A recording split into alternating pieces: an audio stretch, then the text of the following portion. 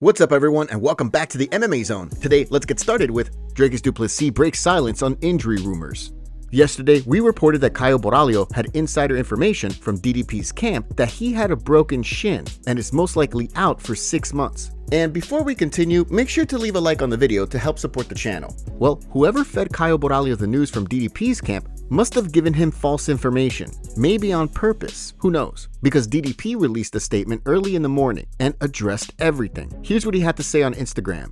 Okay, so everyone had their opinions and rumors and stories about a shin break and injuries, etc. I found it all very entertaining. Unfortunately, none of it is true. Myself and UFC already discussed a fight date and an opponent. The June fight was never signed. I did not pull out of any fight. I am the champion. I know when I fight. You as a contender just show up when we tell you to. Fight announcement coming soon. Stay tuned. This is very interesting considering the rumors of DDP being injured were first reported by a reputable reporter, Kevin Iola. Also, DDP had nearly a week to tell the MMA community that he wasn't injured, but decided to take shots at Khamzat Chimaev on social media rather than addressing the rumors. Either way, at the end of the day, this is good news because we will most likely get DDP versus Khamzat sometime soon. Magomed Ankalaev concerned about Alex Pereira. Earlier today, Magomed went on X and tweeted he was concerned about Alex Pereira's future. Magomed went on X and wrote, "Alex Pereira, do you still like fighting? I have a feeling you're done." He could be tweeting this because Alex Pereira still hasn't accepted the rematch, which is rumored to take place in Chicago during the summer. As for Pereira, he's currently on his way to Japan, so hopefully, when he comes back, he'll sign the rematch for August. Sean Brady fires back at Ian Garry. On a recent post to his Instagram story, Sean Brady fired back at Ian Garry and blasted him for claiming he will get the title shot for beating a number 13 ranked opponent. Yesterday, Ian Garry cut a promo where he said Sean Brady looks like he's out of the Lord of the Rings and then went off on everyone in the welterweight division. This is what Ian Garry had to say during an interview with Full Send MMA. Joaquin Buckley barely speaks English, and Sean Brady looks like he's out of Lord of the Rings. So no one gives a about these guys. Neil Magny's never been the same since I took his soul. I've got the whole of Ireland behind me. I've got Brazil. I've got America in love with me and divided and hate with me because of other things. But at the end of the day, I fight. I'm a fighter who fights the best in the world. UFC makes a phone call and says, hey, do you want to weigh in as a backup in Montreal? Ian Garry going to be there? My flight's already booked. Can we confirm this? Yeah. So you will 100% be in Montreal? 100%. Well, Sean Brady saw the clip circulating on Instagram and went off on Ian Garry on his Instagram story. This is what Brady had to say. Biggest claim to fame is losing a decision to Shavkat, crying like a baby he didn't get a title shot off of a loss, and now is claiming he'll get the title if he beats number 13. Make it make sense. 0 top 5 wins, calls himself an elite striker, but held on for dear life against MVP. Joaquin Buckley also responded to a post of Ian Garry and said, "Just don't get knocked out, Ian, cause Buck versus for the belt, gun feed nations." Sean Brady and Ian Garry have been going back and forth for a while now. Should they fight next, or should Ian fast forward to a title fight? Let us know in the comments below. Ian Garry talks about Islam Makhachev moving up to welterweight. This week, it was confirmed that Ilia Topuria will be fighting for the lightweight title this summer. The million-dollar question, of course, is whether Topuria will be fighting Islam Makhachev for the lightweight belt or fighting for a vacant title. From the sounds of things, everything hinges on the UFC 315 main event, where Belal Muhammad will look to defend the welterweight title against Jack Della Maddalena. If Muhammad wins, then Makhachev will stay at 155 and defend his title. If JDM wins, however, then Makhachev will vacate the title and move up to welterweight. During an interview with Shaq MMA this week, Ian Garry spoke about the possibility of Makhachev moving up to 170, saying that he'd love to test himself against the pound-for-pound king. "I think he's an absolute disaster for everyone in the division if he comes up and doesn't have to cut weight. He'll still be big, he'll still be strong. He's the perfect example of the new evolution of fighters, great everywhere. You look at Khabib and Khabib was dominant at grappling. Islam is the exact same, probably more clean when it comes to his grappling, not the same dog pressure that Khabib had. When you look at Islam on the feet, he can crack. I think he makes the welterweight division even more fun. I have nothing but respect for the man, but I'm someone who wants to test himself against the best in the world, and I'd love to test myself against him." While some fighters may not like the idea of Makhachev jumping the line and getting the next crack at the title if he wants to move up, the future feels like, as the pound-for-pound king, if Makhachev wants to move up, then he and the rest of the welterweights have no room to complain. If Jack wins and Islam Makhachev comes up, then every single person in the welterweight division can sit the down and give that man the respect he deserves. Does that make sense? He's the number 1 pound for pound fighter in the world. What you do is you sit down, you shut your mouth, and you say, okay, you're next. So you're good with that? 100%. I give that man respect, and I'll just tell him that I'm next.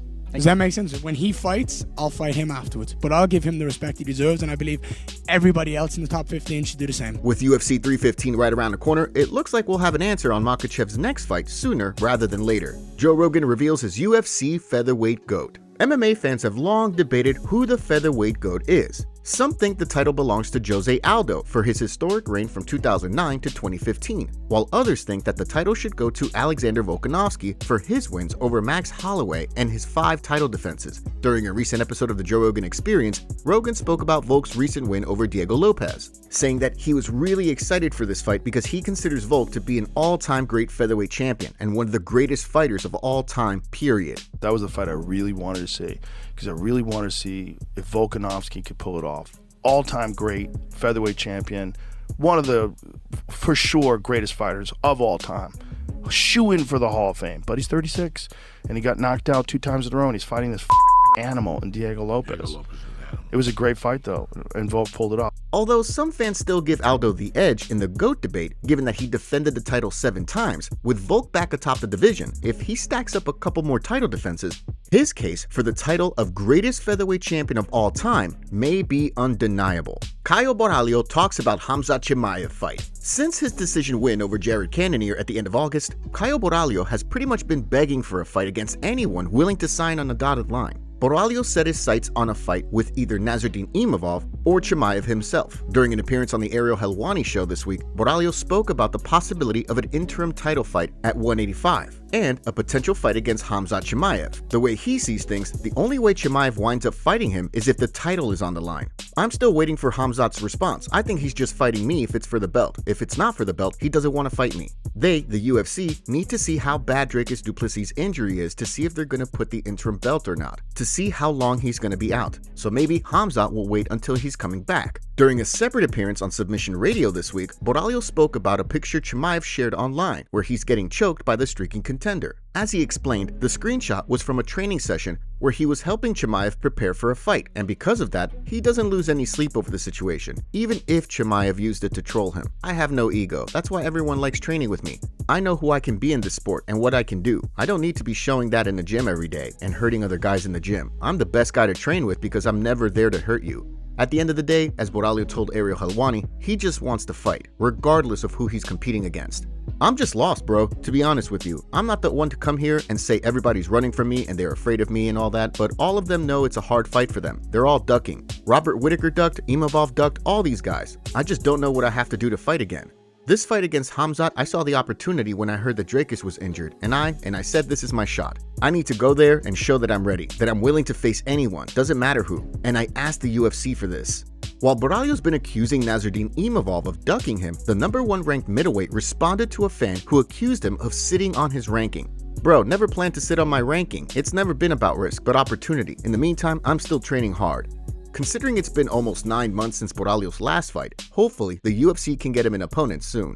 Fighter suffers a broken jaw from sparring with Sean Strickland. This week, footage emerged of Sean Strickland putting an absolute beating on yet another YouTuber who decided to step in the cage with him.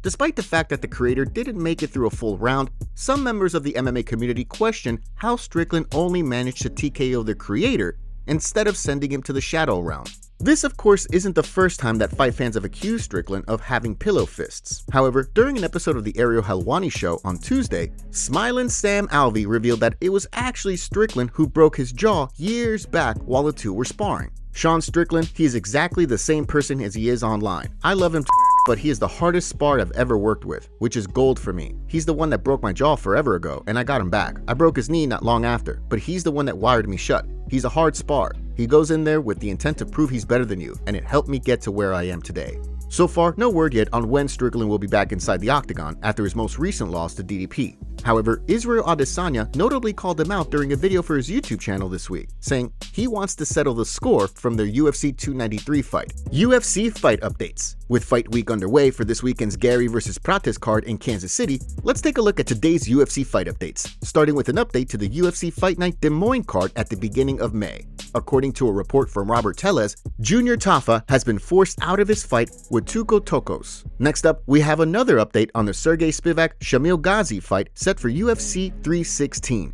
Earlier in the week, reports surfaced that Gaziev was out of the fight. However, there was no word on what would happen to Spivak. Now, according to Knockout Alerts, Waldo Cortez Acosta is stepping in on short notice to fight Spivak on the June 7th card. Cortez Acosta enters the fight on a 4-fight win streak that most recently saw him finish Ryan Spann back in early March. With a win against Spivak, he'll likely wind up cracking the top 10 at heavyweight. Tai Tuivasa reveals shocking weight gain. At one point in time, Tai Tuivasa was just outside of title contention after rattling off 5 straight finishes, highlighted by a big win over Derek Lewis at UFC 271. Since losing to Cyril Gane in a title eliminator, however, Tuivasa has lost 4 in a row, including a split decision over Jairzinho Rozenstruik in his last outing. Since then, fans have noticed that Bam Bam seems to have gained some weight. As he told Ariel Helwani on the Ariel Helwani show this week, he currently weighs 308 pounds, more than 40 pounds over the UFC's heavyweight limit of 265 pounds. Despite that, he's eager to get in the gym and return to action sometime in early 2026.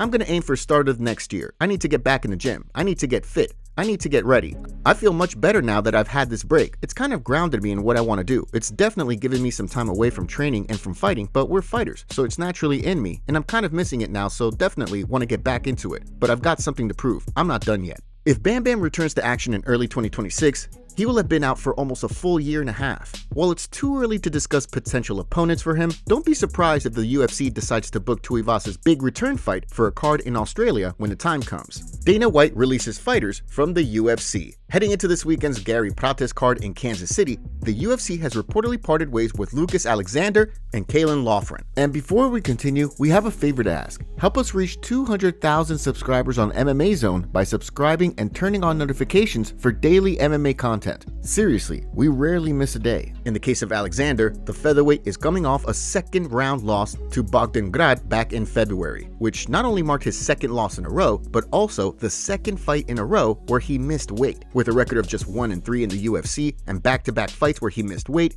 his release doesn't come as much of a surprise. Next up, we have Loughran, who picked up a highly controversial split decision victory over Nathan Fletcher back in March. Many fans had the fight scored for Fletcher, and from the looks of things, although Loughran got the win, the UFC seemingly wasn't a fan of his fighting style. He now parts ways with the promotion after going 2-2 with the UFC.